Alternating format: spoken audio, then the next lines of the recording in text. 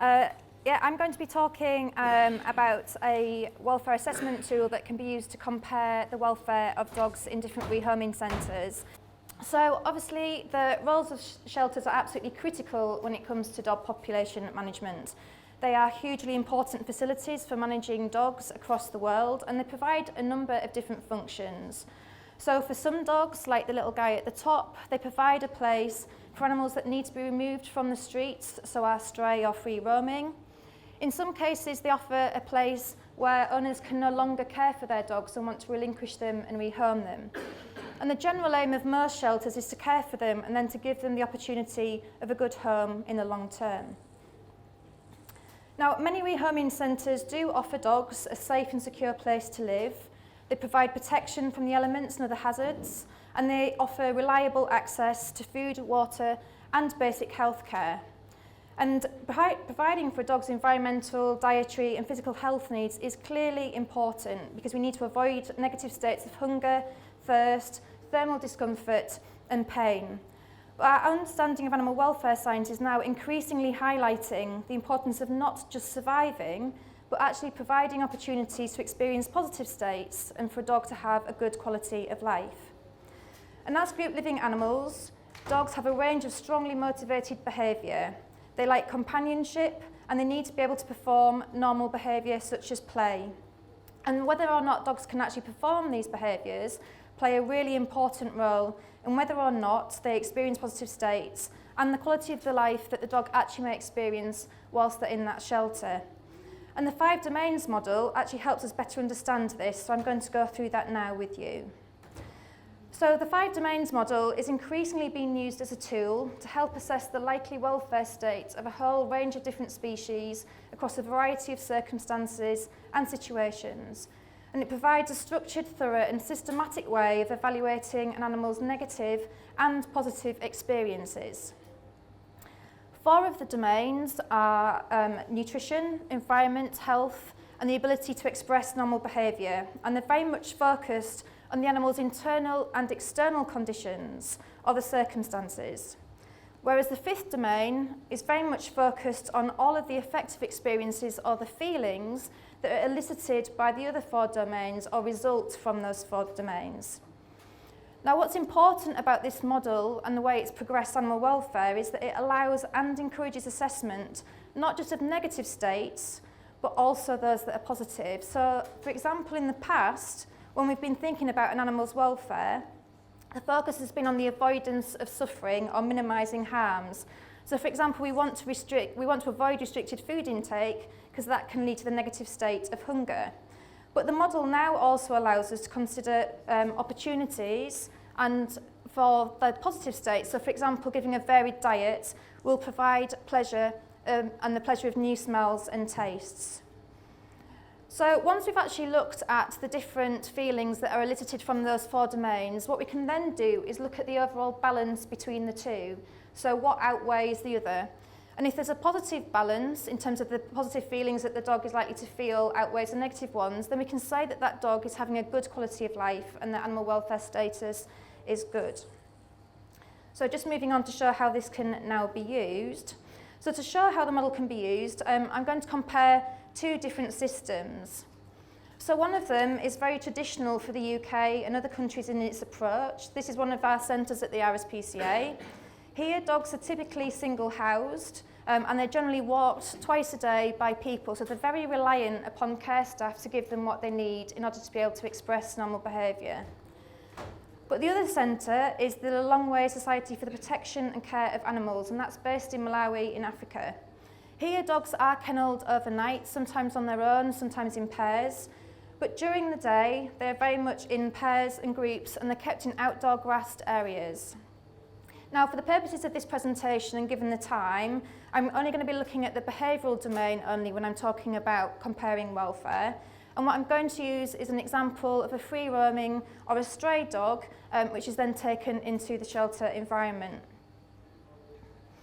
So to compare the 2 systems, what I've looked at are basically the situations and circumstances that actually happen within a kennelled environment and within that system that will affect behavioural choice and control. So for example, I've looked at what will affect the ability for a dog to express behaviour. So what is their environment like? Do they have an ability to explore? Can they group exercise? Can they socialise? Can they play?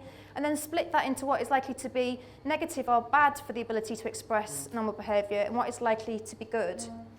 And then once we've identified those, what we've then looked at is the likely mental states that actually will be elicited or result from those negative circumstances and situations.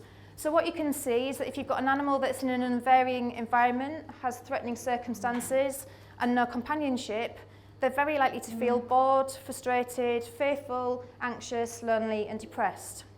Whereas if you've got an animal that is in an environment where they are able to explore, they have got that ability to exercise and to socialise and play, you're much more likely that that animal will experience positive feelings. So they will be comfortable, they'll feel secure because they're socialising with others, and they'll have that rewarding engagement of being able to carry out a whole range of different normal behaviours.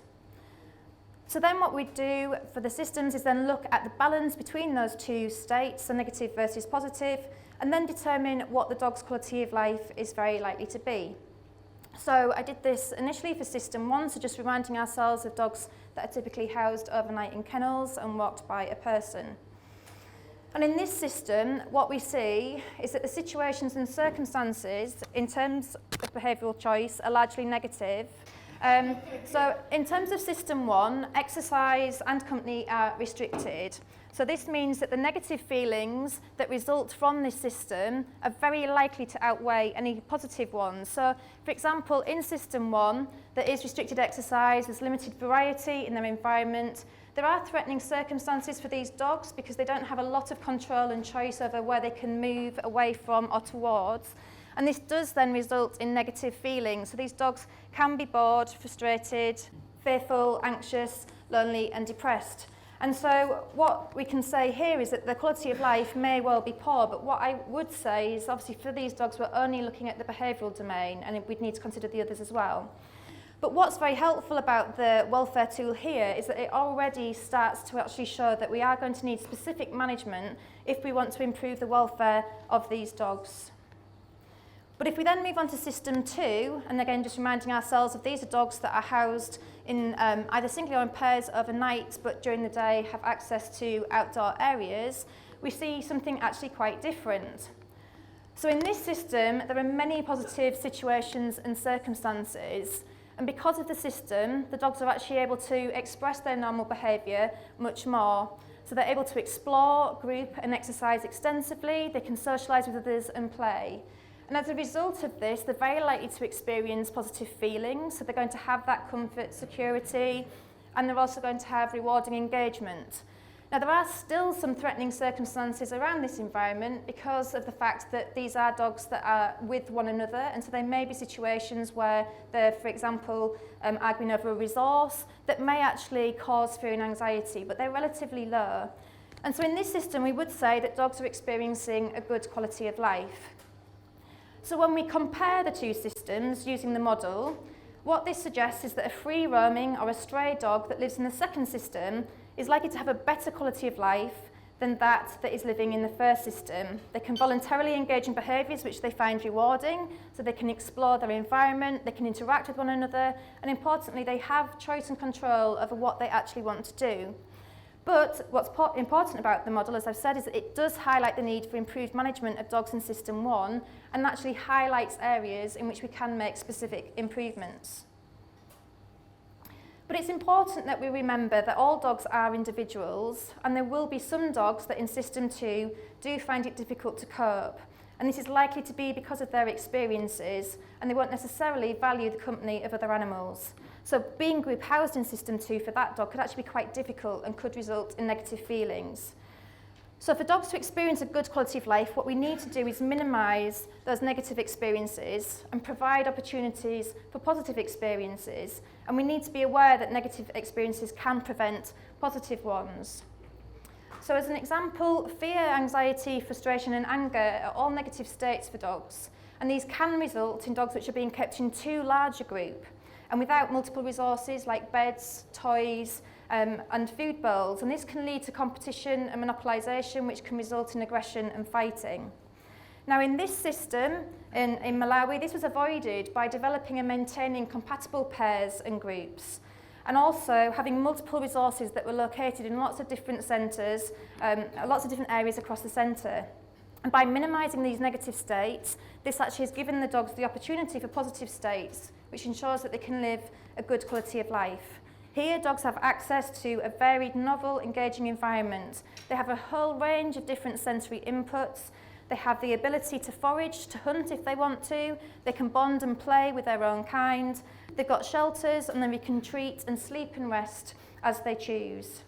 So just to summarise, rehoming centres absolutely play a huge valuable role in dog population management, but we have to acknowledge that they can have an impact upon quality of life and in a negative way. It's really important that we don't just minimise negative feelings, so focus on animals surviving, but we provide opportunities for positive ones and allow them to strive for a good quality of life so that they thrive. The 5 domains model offers us opportunities to compare different kennelling systems, but also ways of optimising welfare for dogs. But ultimately, achieving a good quality of life for dogs requires very much a flexible approach and the ability for centres and management to cater to a wide range of individuals' needs. So I just wanted to say thank you to LSPCA for allowing me to use their centre as the inspiration for this talk, and also the RSPCA for enabling me to actually come. This is just a screenshot of the paper about the 5 domains model that goes into a lot more detail about it than I've been able to today. But also thank you to everybody for listening as well. Thank you.